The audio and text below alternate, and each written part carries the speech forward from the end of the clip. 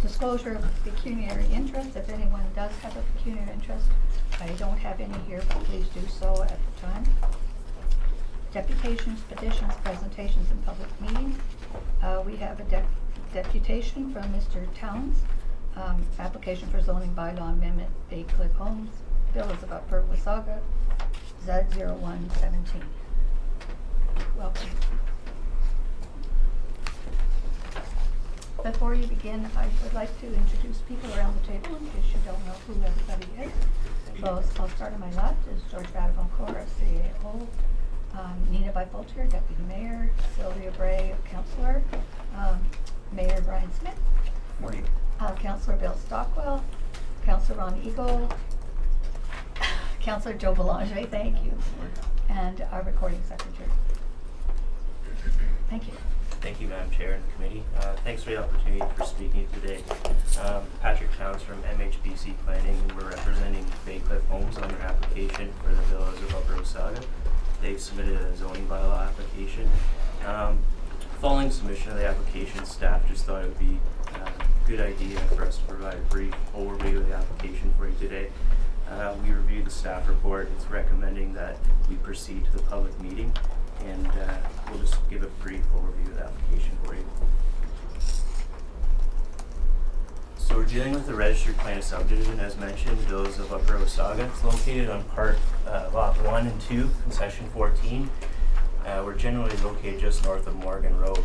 So the bylaw amendment applies to 229 single detached lots only within phases 2, 3, and 4 of the development, and we're seeking an increase to the permitted lot coverage, the maximum lot coverage for the residential type 1 zone, going from 35% to 42%. In support of the application, we submitted a planning justification report, which staff has reviewed at this point. Here's just a quick overview of the phasing. Phase 1 is located in the center of the site. It's already under construction, so it's not included in the amendment. And other units that aren't included in the amendment include townhouse units within phase 4. Those will remain, so the remainder of phase 3, 2, 3, and 4 only pertain to the single units. Here's just a highlighted version of the subdivision and the land subject to the application. The lots range slightly. All the lots are larger than the 12-meter minimum frontage in the bylaw right now. And this just highlights the subject lots, the single dwellings within phases 2, 3, and 4 subject to the application. Just a quick overview of the current residential type 1 zone standards. The only thing, again, we're changing is the maximum lot coverage. Currently sitting at 35%, and as mentioned, we're going to 42%. All other lot setbacks, side yard, rear yard, front yard setbacks will remain the same. Those setbacks are designed to maintain the character of the area, spacings of buildings, ensuring houses are far enough off the road. We're not changing those today. Again, we're just changing the maximum lot coverage. We included this diagram in the planning justification report. Again, ranging sizes of lots within the subdivision. Most would fall within the range of 15-meter frontages to 18-meter frontages. We did show quite a larger lot as well. What you have is kind of 3 different footprints of houses. 1,500 square foot footprint, 1,800 square footprint, and a slightly larger, around 2,100 square footprint. The area shown in gray is your maximum lot coverage at 42%. So that's the gray shaded area for each lot. And as you can see, the dotted lines represent the side lot setbacks, rear side lot setbacks, and front yard setbacks. And at no point is the maximum lot coverage of 42% going beyond those. So that speaks to maintaining the character of the area and the subdivision and the dwellings within it. So again, just to provide a quick summary of the application itself, there's no revisions to the existing lot fabric or the existing lots within the approved plan subdivision. Most importantly, provides flexibility to future residents. The owners, Bay Cliff Homes, have expressed interest in more bungalows, which means increased footprints rather than 2-story houses. So They really feel this extra permitted lot coverage will provide future residents that flexibility to construct houses they want. Furthermore, decks are also included in lot coverage, so again, even providing further flexibility to future landowners to construct that custom deck on the back house, going up to 42%.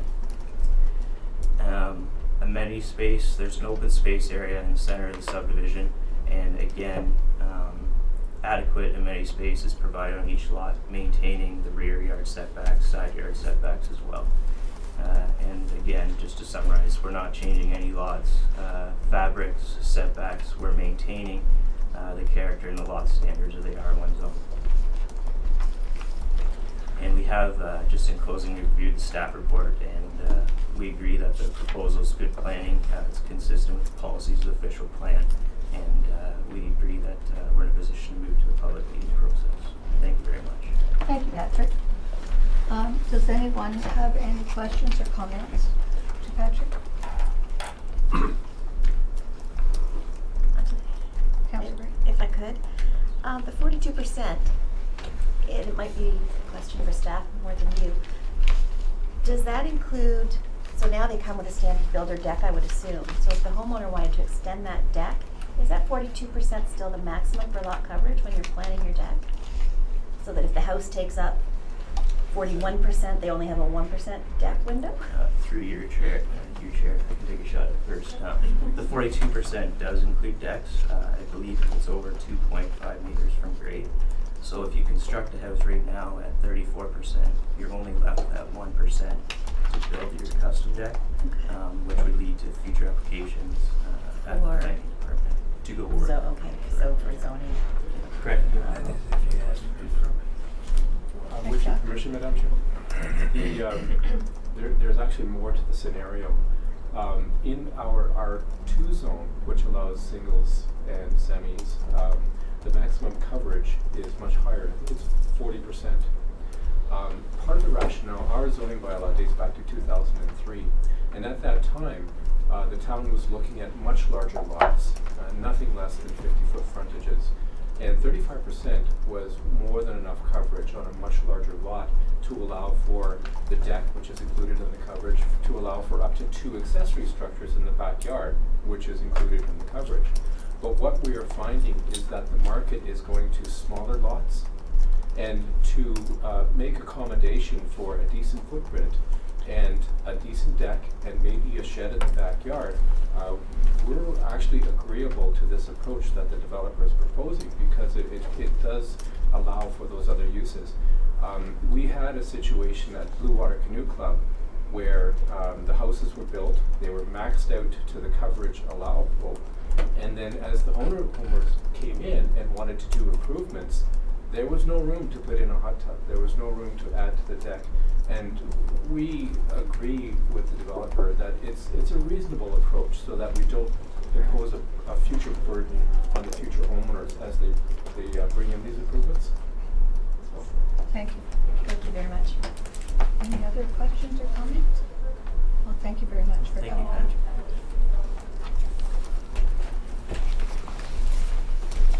The next item on the agenda is the public meeting, and that will read, we will, after we do the rest of the agenda, we will meet at 11 o'clock to go for the public meeting. Okay. Unfinished business. Is there any discussion about any of the items on the unfinished business? No, I just have one, if I may, through to Doug probably, if you're here. There's a couple here that hasn't been done. There are a couple that have been on since 2014, and I'm just wondering what's happening with the proposed zoning bylaw amendment and official plan amendment, tourist accommodation conversion. It was on July 23rd, 2014, September 24th of 2014. Are we doing any action on those files? Thank you, Madam Chair. That one refers to the TAC issue. Mm-hmm. As we move into, that has not moved ahead, but for obvious reason is because the staff have been looking at other matters that are somewhat related to TAC. So different approaches to solve the same problem. One of those is coming up with policies to encourage second units, so affordable housing, coming up with policies to encourage apartments as affordable forms of dwellings. And then we have a proposal we're working with the county on to create affordable housing within the town, and that relates to the 110 units. So there's been a refocus of how to address the TAC issue. Nonetheless, that TAC issue still exists. Okay. My understanding is that the bylaw department and the fire department are still involved in the review of those units with regard to safety, because they are, in some cases, commercial accommodation rental cottage courts that were never intended for full-on residential. Right. So it is still an issue. To some extent, much of those lots are within the downtown Main Street, subject to the Main Street master plan being approved. There is quite a good potential that the market will correct for those uses in terms of redevelopment. Nonetheless, it is still alive in terms of an issue. It's still on the books, and it's a matter of when do we reinitiate moving along. What we found is that some of the solutions that we had come up with were not really as effective as we had hoped. So there's basically a rethink happening on that whole TAC matter. There were some successes and some other stalls. Yeah. Okay, thank you very much for that update. I believe the one above it, Z0113, was the proposed zoning bylaw amendment, Carilla, 25 Mosley Street. And it looks like April 2013 on hold pending outcome of tours accommodation review. That's correct. That was an application that was submitted as part of the tourism accommodation review. I may have to get back to committee on an email on that one, because the staff member who was dealing with that one is not currently present. It did go to a public meeting. There was comments made. I apologize. I'm going to have to inform myself a little bit more and find out the details of that specific application in terms of what are the issues holding it up. Thank you. Just as a general comment is, I believe, if they've been on hold for a long time, that, when do we drop them off here if they're still active? Fine. Maybe a little update on, I don't know, on each one if you could, because some of these are fairly old, 2009, I think. Yeah, so in response to that, the very first one at the very top, staff are very conscious of that one. We've approached the developer over a year ago asking, and this one is parked at the request of the developer. This is at the corner of Beechwood Drive and Airport Road. Okay. And we wrote a letter to the developer last summer. We advised them that due to the inactivity, which has been several years, staff were prepared to close that file. We received a letter back saying, no, we intend to do something. We'll have our consultants contact you. To date, we've not been contacted. So this is very much on our radar, this one, particularly as we've had calls from the public asking the same question as yourself, Madam Chair. Thank you very much. What is happening? Thank you. Okay, we'll move on if anybody else has any questions about unfinished business. Okay. That's fine, thank you, Dr. So I guess we are moving on to consent agenda. Is there any items that have been pulled? I have one from Councillor Bray. If there's anything else, Concord, that's been pulled, and I believe, excuse me just a second. Right here. That's for.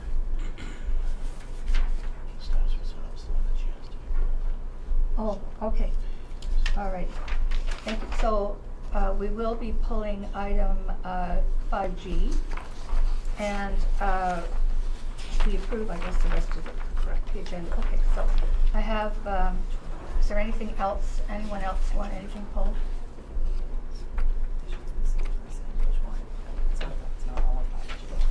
Got part of that, too. Okay, so, I have a motion here, moved by Councillor Stockwell, seconded by Councillor Ego, resolved that the Development Services section of Coordinated Committee hereby receives the March 9, 2017 consent agenda items 5E through to 5G, and that all the recommendations contained therein be adopted.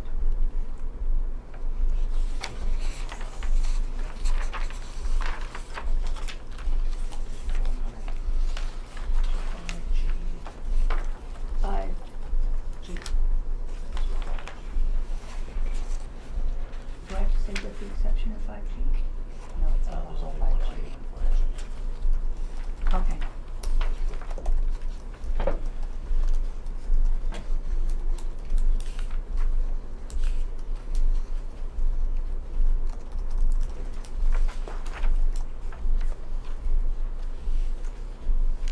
Madam Chair, just while he's doing that, I'm just wondering if in the future, ones like other matters that have a whole bunch, if we should be, 5G, 1, 2, just to make it Yes. more clear. Yes. Which one is it, Councillor? Oh, I see, okay. Here we go. Okay, so that's for the Public Works Engineering Technologist Development Project Status Report. Councillor Bray. Yes, yes. Oh, I'm sorry, okay.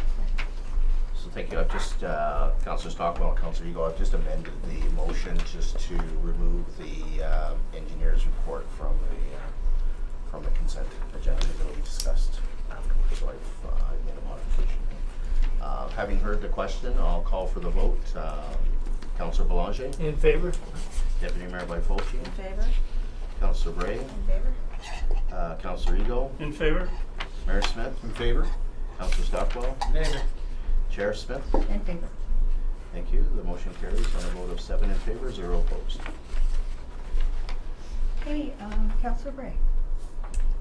Thank you. I had a question for Doug when I was reading through the Public Works Engineering Technologists Development Project Status Summary to do with the Pacific Sunnydale Trails community.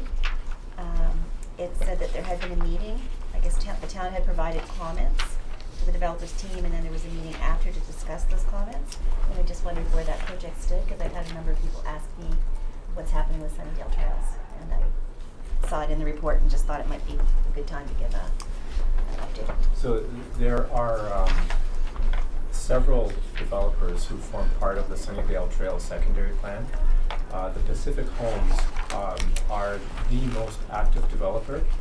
They have submitted engineering drawings, which is a significant step forward towards securing final subdivision approval. Those engineering drawings have had, I believe, first review with comments issued, and there's also been a meeting between Planning Engineering Services and the developer to ratify those comments and get a final submission in. There are ongoing discussions. We're helping out the developer with the design of their downtown core, which has been an ongoing discussion involving urban design and street treatment. Their intention is to commence fieldworks as soon as possible. They would like to get into the market. They're waiting for an in-discussion with the landowner to the north because there's a physical requirement for a sanitary pumping station to be installed on the lands to the north. So they're trying very hard to engage that landowner to the north to secure those works so that they can move ahead with their project. We anticipate and hope that we see home construction begin in the summer of 2018. Thank you. Any other questions or comments regarding this? Seeing none, thank you, Doug. I have a motion to read. It says moved by Councillor Belanger, seconded by Councillor Stockwell. Resolved that Development Services section of Coordinated Committee receives the Public Works Engineering Project Status Report dated February 28, 2017 for information. Members of committee, having heard the question, I'll call for the vote. Councillor Belanger. In favor? Deputy Mayor Byfolchi. In favor? Councillor Bray. In favor? Councillor Ego. In favor? Mayor Smith. In favor? Councillor Stockwell. In favor. Chair Smith. In favor. Thank you. The motion carries on a vote of 7 in favor, 0 opposed. Okay, at this time, this committee will recess and come back for the public meeting at 11 a.m. And we'll take a 5-minute break. Suit everybody?